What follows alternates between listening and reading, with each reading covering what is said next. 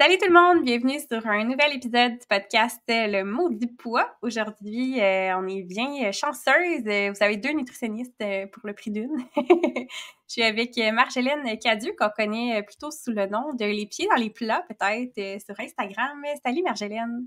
Allô, Comment ça va? ça va bien? Et toi? Ben oui, ça va super bien. Merci d'avoir accepté mon invitation pour... Oui, merci de me recevoir. Mais je suis contente. Puis là, en fait, on enregistre le 1er mars. Fait qu'on est le lendemain de ton Ouais, lancement, de ouais. ton deuxième bébé, ton livre. Fait que, ben, je suis super contente de te recevoir pour en parler. Puis c'est tout frais en plus. On est vraiment le lendemain de la sortie Oui, officielle. exactement. Ça finit tard hier, mais oui, c'est hier, puis on se reparle, c'est ça, le lendemain, ouais. Good. Fait que je sais pas si tu veux le montrer un petit Oui, peu visuellement pour les gens qui nous voient en visuel. oui. Dans le fond, c'est ça, ton livre sur l'alimentation intuitive. Fait que ça s'intitule L'alimentation intuitive, c'est quoi?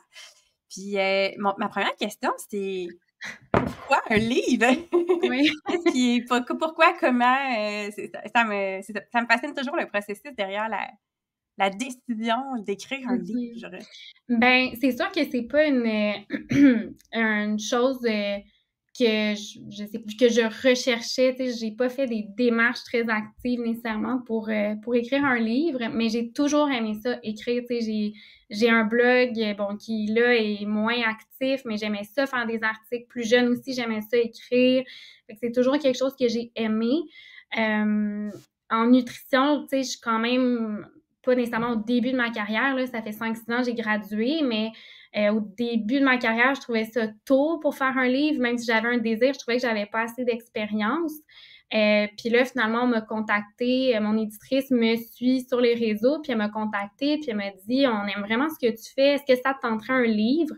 Puis j'étais comme, ah, ben pourquoi pas? Puis c'est là qu'on a eu des discussions, puis j'étais comme, ah, je pense que là, j'ai un point de vue qui est plus clair, qui est comme plus défini qu'il y a quelques années. Je trouvais que j'avais plus quelque chose à dire que, c'est ça, il y a quelques années. Fait que c'est vraiment pour ça que je me suis dit, c'est une bonne idée de faire un livre. J'ai quelque chose à dire, j'ai un point de vue vraiment plus précis.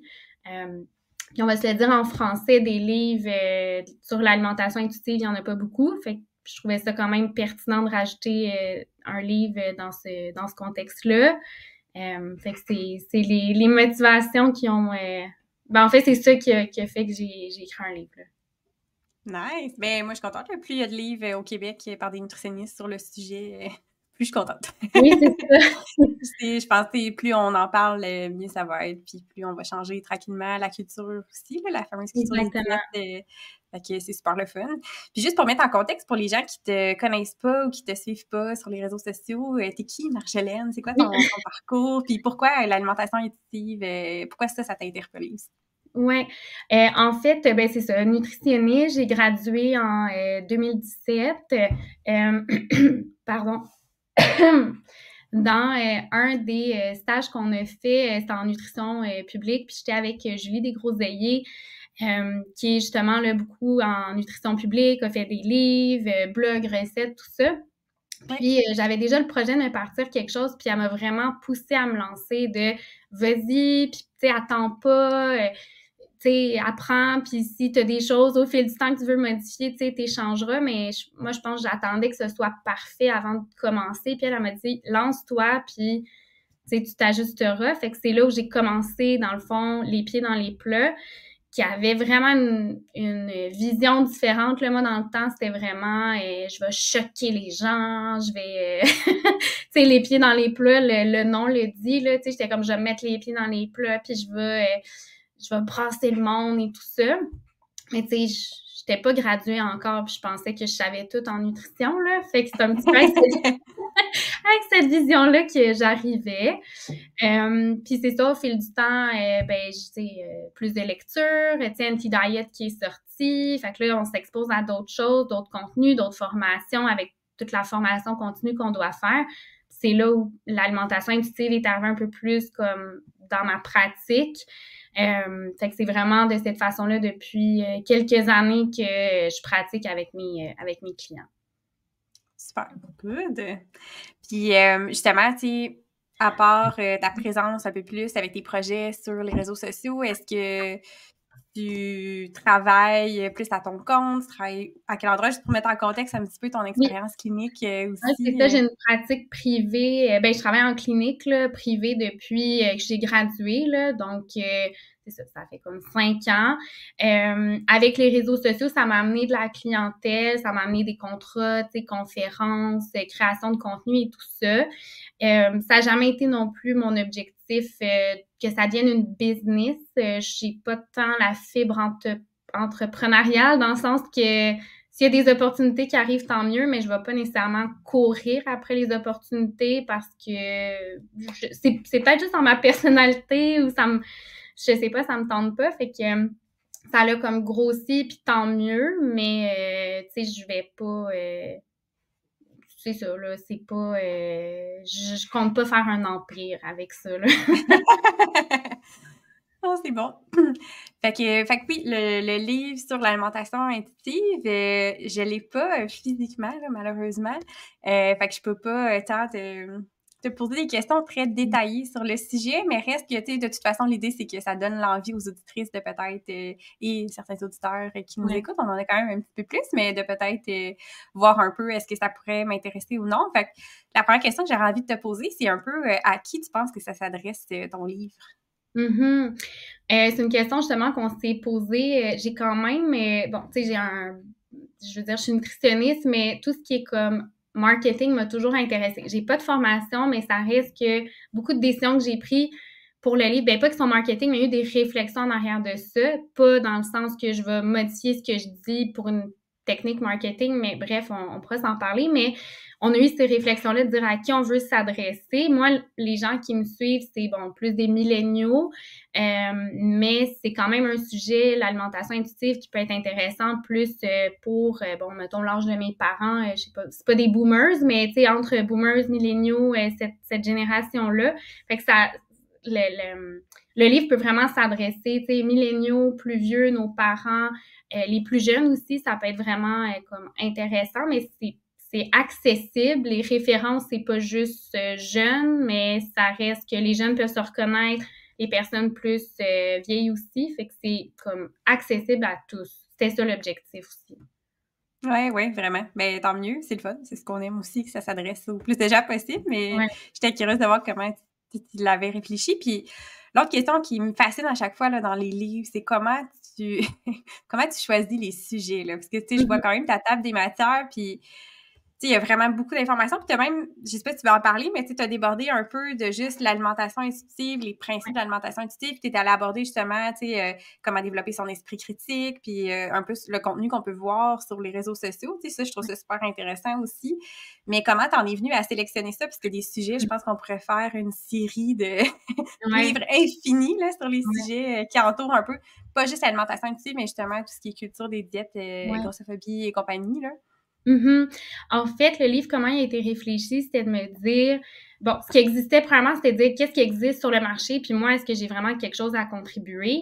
Ce qui existait sur le marché au moment où est-ce que moi j'ai fait mes choses, ben il y avait le livre de Karine Gravel, qui est un livre Ouais. super pertinent, qui c'est un livre plus, je vais dire, peut-être anecdotique, donc elle parle de ses expériences, elle amène à des réflexions. Donc, il y avait ce livre-là, puis il y avait le livre aussi de Karine Paiement, puis Geneviève Nadeau. Geneviève Oui, Nadeau, qui oui. vraiment, c'était les 10 principes qui étaient comme expliqués tout au long du livre. Fait que 2 livres vraiment pertinents, puis j'étais comme, moi, j'aimerais ça faire un livre vraiment que la personne a dit, OK, mettons que la culture des diètes, ça marche pas pour moi, ben de dire, je suis capable de te prendre par la main, puis de t'amener vers l'alimentation intuitive, te l'expliquer, puis t'amener toutes les nuances. C'est pas comme une consultation, là. Je sais qu'un livre remplace pas une consultation, mais vraiment partir du début et boucler la boucle d'une façon qui est justement plus vulgarisée, plus concrète que juste expliquer, mettons, les principes. Fait que c'est un peu de cette façon-là que le livre a été construit. Fait que c'est pour ça que, bon, au début, on parle des différentes diètes ou des diètes cachées. Après ça, on va parler de justement, développer un esprit critique. Maintenant, j'amène même les gens à faire un genre d'arbre décisionnel pour être capable de comprendre certaines décisions alimentaires. Fait que c'est vraiment comme ça que ça a été pensé, comme l'évolution du livre puis des chapitres, là. Ouais, c'est bon, j'aime ça.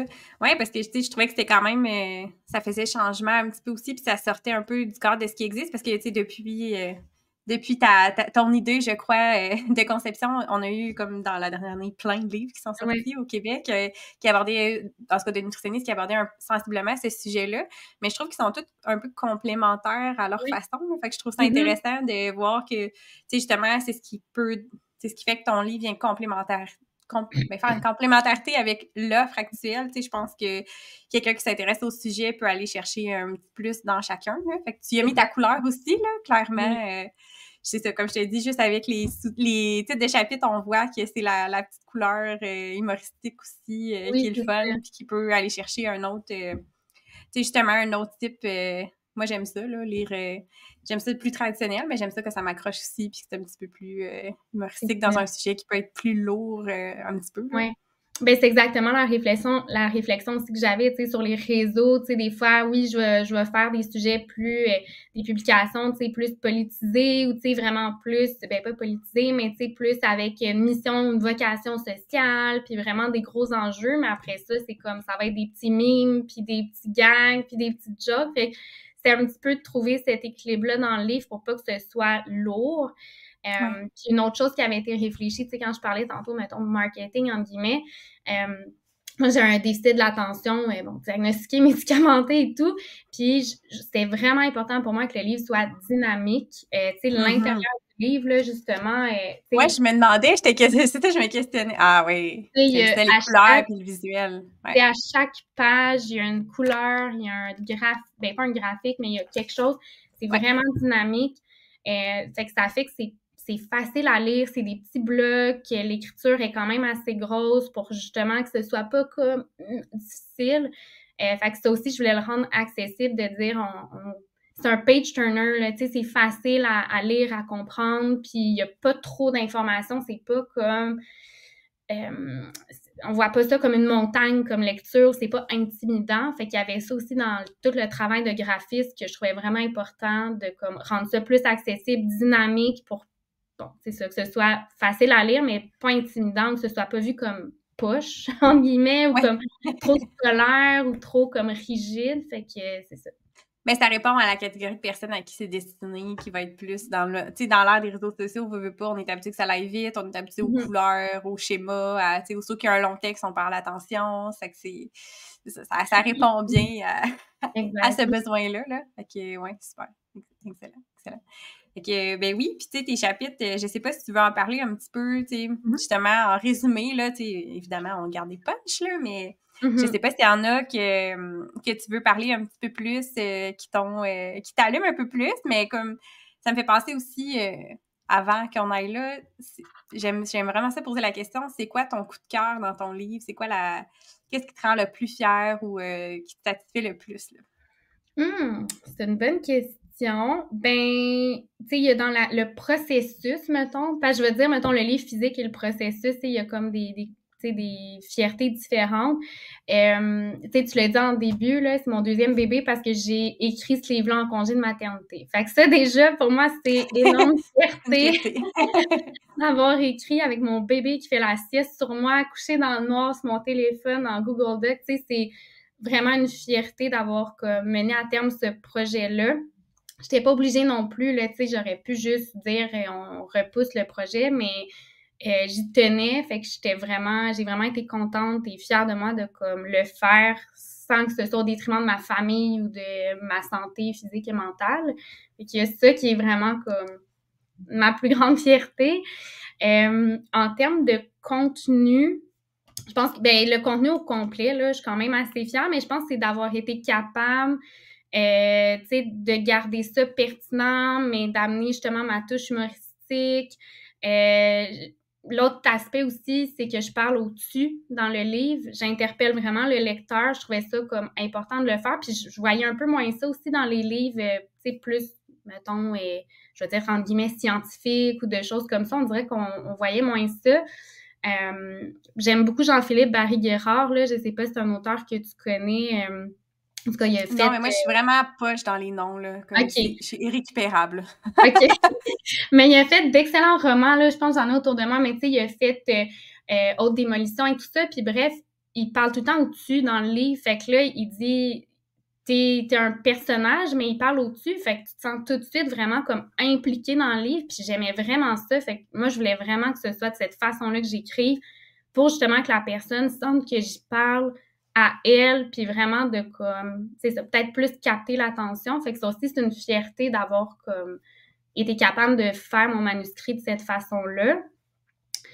Puis sinon, ben, le visuel, je pense que je suis juste fière de comme, comment ça l'a, comment mon idée a réussi à être transmise assez clairement, je pense, à l'équipe de graphistes pour que ce soit comme un livre aussi beau puis aussi comme dynamique, là. Je trouve ça vraiment le fun. Ouais, ça aussi, ça doit être tout qu'un défi. Tu sais, toi, tu le vois dans ta tête, mais de le transposer, puis de vouloir, puis tu sais, c'est ton bébé, là. Tu veux que ce soit Ouais. vraiment à ton image, à ta façon. Fait que c'est cool. Ouais, Ouais, vraiment. vraiment. Fait que, tu sais, c'est sûr que ben, c'est un travail de collaboration. Moi, j'ai pas les détails techniques, mais là, on sait justement qu'on veut que ce soit dynamique, mais pas enfantin. Fait que là, tu sais, c'est quand même tout ce travail-là. Moi, je tenais aussi à la couleur.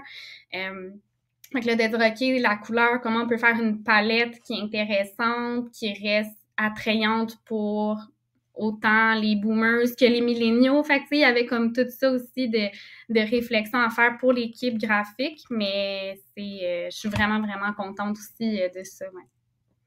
Super, excellent. Merci pour cette petite réponse-là. C'est toujours le fun d'avoir le petit volet personnel. Ouais. Qu'est-ce que tu préfères dans ton livre, là, good. Puis c'est ça, les chapitres, est-ce que tu veux comme juste nous mettre un peu l'eau à la bouche sur qu'est-ce qu'on va... à quoi on peut s'attendre à lire, finalement? Qu'est-ce qu'on peut s'attendre à Ouais. découvrir? Ben, c'est ça, comme j'ai dit, comment le livre a été construit, c'est tu sais, tu commences à remettre en question la culture des diètes, puis t'es comme, ah, peut-être l'alimentation, tu sais, j'ai entendu parler de ça, je sais pas trop c'est quoi, fait que c'est vraiment de cette façon-là que ça a été construit. Avec, tu sais, le premier chapitre, j'y connais même pas par cœur, mais tu sais, ça Oh, mais c'est parle... normal. Mais là, c'est ça, le premier chapitre, ça aborde c'est quoi l'alimentation intuitive. Donc, de façon générale, ça sort d'où, qu'est-ce que c'est pas. Et généralement, on voit ça sous forme de 10 principes. Ben, c'est 10 principes, là, l'alimentation intuitive, mais moi, j'ai décidé de la réapproprier, puis de faire 3 sphères, donc vraiment comme tête, intuition, signaux corporels. Puis c'est ça, en fait, qui va mener aussi le reste du livre, là, ces 3 sphères-là, fait qu'ils sont amenés assez rapidement. Fait que c'est ça. Le premier chapitre, après ça, on voit, bon, toutes les mythes, qu'est-ce qui est une diète, qu'est-ce qui en est pas, qu'est-ce qu'on pourrait avoir comme indicateur que c'est une diète. Puis c'est ça, après ça, on déboule, comme je dis, sur les différentes sphères que j'ai discutées, fait tête, intuition, signaux corporels. Les 10 principes, dans le fond, sont un petit peu plugués, entre guillemets, à travers tout le livre. Ouais. Donc, c'est pas, l'énoncé va pas clairement dire rejeter la culture des diètes, mais on aborde la culture des diètes, j'aborde les effets, puis comment la reconnaître et tout ça sans que l'énoncé soit clairement dit. Même chose, c'est pour les signaux corporels. Les énoncés vont pas être là, mais on va lire puis on va faire comme, ah, ben finalement, c'était le principe numéro 4 ou c'était le principe numéro tant. Fait que c'est pas mal ça, les chapitres. J'aborde aussi, bon, d'autres éléments qui n'ont pas nécessairement de lien avec l'alimentation, poids, tu sais, corps, sport et tout ça. Puis j'ai un chapitre qui est vraiment plus, il s'appelle là, comme dans la vraie vie. Là. C'est fait comme concrètement, c'est bon. comment on met tout ça en pratique. Fait que vraiment essayer de mettre un petit peu tous les éléments qu'on vient de discuter, d'essayer de les mettre tous ensemble, puis de dire, là, on a eu plein de théories, j'ai essayé de donner des exemples, mais comme concrètement, là, c'est quoi manger intuitivement, c'est quoi prendre une décision alimentaire quand on est un mangeur intuitif. Oui, ce qui est souvent la question qui tue, en fait. Là, c'est Oui, souvent la question que les gens vont avoir au bout des lèvres, de comme je comprends le principe, mais comment je l'applique après exact. ça? Ouais. C'est tout le temps ça qui est intéressant, mais ouais, c'est bon. J'aime Ouais. ça, là, tu sais, même comme l'introduction, mais oui, j'en ai besoin, tu sais. Ouais. J'en ai vraiment besoin, mais oui, j'en ai vraiment besoin, fait que c'est quand même le fun aussi. Puis parlant du préface, c'est Louni aussi qui a fait ton préface de livre. Oui. Caroline Noir, en fait, qu'on connaît sous le nom de Louni. Oui, exactement. Ben, tu sais, elle a vraiment, je trouve, tu sais, elle est pas nutritionniste, mais je trouve qu'elle est vraiment, elle contribue quand même vraiment beaucoup, là, à créer du contenu de qualité, entre autres, tu sais, avec le balado à plat ventre, là, C'est ce que qu'elle j'allais a dire, fait, ouais. tu sais, Les 2 saison 1 saisons. et 2, qui sont vraiment excellentes. Fait qu'on trouvait que c'était comme vraiment complémentaire au travail que je fais. Fait puis c'est bon, je la connais, là, fait que c'est sûr que, que ça allait. Fait que non, c'est ça, une préface de Looney, ouais. Ah, super, excellent, merveilleux. Fait que ton livre est disponible actuellement. On peut se le procurer dans les librairies ou j'imagine en ligne aussi. Oui, librairie en ligne. Si jamais tu as des auditeurs, auditrices en Europe, il est disponible en Europe Wow, francophone. c'est cool ça aussi. Oui, on en a. On en a aussi. Il est disponible en France, en Belgique, puis en Suisse. Donc, toute l'Europe francophone, il y a le livre. Donc, si jamais les gens veulent le trouver en Europe, il l'a également. Super, ben c'est super intéressant. Y a-tu comme d'autres choses que tu voulais partager un peu par rapport à ton livre ou tu sais, on a quand même fait un tour sans rentrer trop dans le détail pour pas vendre, c'est ça, tout le temps, pas vendre les punchs. Ouais. Non, tu sais, je pense que non, c'est ça, je pense que j'en ai bien parlé. Puis comme je dis, tu sais, un livre va jamais remplacer une consultation, là, vraiment, Non. vraiment pas. Mais l'objectif, c'était justement, j'ai tellement fait beaucoup de cliniques, là, tu sais, ça fait des années. Moi, je suis 100% une clinicienne, que c'est vraiment toute mon expérience de clinicienne que les gens me disaient, c'est bien beau ce que tu me dis, là, mais là, il faut que j'explique à ma famille c'est quoi l'alimentation intuitive, puis je suis pas capable. Puis c'est vraiment de cette façon-là que j'ai développé une façon de l'expliquer à mes clients, puis qui a été comme un peu transposée dans le livre. Fait que le but, c'est qu'on soit capable de le comprendre, mais aussi qu'on soit capable de l'expliquer, de maîtriser le sujet au point qu'on peut Ça, c'est l'expliquer, là. l'approprier, là. Ouais, c'est ça. Ouais. Exactement. Fait que c'est vraiment ça le but, tu sais, c'est pas, il n'y a pas d'exercice. On ne pourra pas se diagnostiquer quoi que ce soit, mais on va pouvoir mieux le comprendre puis l'intégrer, là. Ouais, c'est bon. Ben, c'est un outil, tu sais, comme tous les outils, c'est tout complémentaire, puis ça peut aider Oui. à faire cheminer le processus, même si on est dans un processus en rencontre individuelle, Mhm. c'est toujours intéressant, tu sais, on est, moi aussi, c'est ça ma clientèle depuis très longtemps, puis tu sais, on a des consultations, mais entre les consultations, on n'est pas là, on les prend pas par Mhm. la main, puis on aimerait ça, mais tu sais, c'est réalistement, ça se fait pas, fait que d'avoir un continu, puis c'est ça l'idée avec les podcasts aussi, c'est qu'on soit toujours là un petit peu en arrière-fond pour, tu sais, faire cheminer les réflexions puis le processus, fait que il y a des lectures comme ça, mais c'est super riche, puis ça enrichit vraiment les conversations après ça dans les évaluations puis dans les Mhm. suivis, de voir, on continue le parcours, hey, j'ai lu ça, j'ai trouvé ça intéressant, je l'ai essayé, j'ai vu tel changement, est-ce qu'on peut en parler, j'ai des questions, Exact. fait que ça poursuit vraiment, puis tu sais, Mhm. moi, plus il y en a, plus je vais être contente, là. Ouais, c'est ça, moi aussi. Puis, tu sais, c'est juste une autre façon d'amener l'alimentation intuitive. Fait que je me dis peut-être qu'il va y avoir un déclic là qu'une personne n'avait pas eu avant. Puis un autre livre Mm. qui va sortir, puis là, la personne va apprendre une autre affaire que, dans mon livre, elle avait comme pas compris, mais présenté autrement, elle va le comprendre. Fait que c'est vraiment ça, comme, plus qu'il y a du contenu de qualité, plus que les gens sont gagnants, là. Fait que, Oui, vraiment. Oui, définitivement. Plus il y a de contenu nutritionniste, plus on est content. Dans toute ouais, l'océan de désinformation là, actuel, là, exact. c'est bien. Ouais. Super. Ok, je vais mettre les liens dans la description de l'épisode pour les gens qui veulent se procurer le livre puis qui veulent te suivre aussi là, sur les réseaux sociaux. Je vais mettre tes contacts. Super. Merci beaucoup. Merci à toi. Donc, pour les autres, on se retrouve bientôt pour un prochain épisode.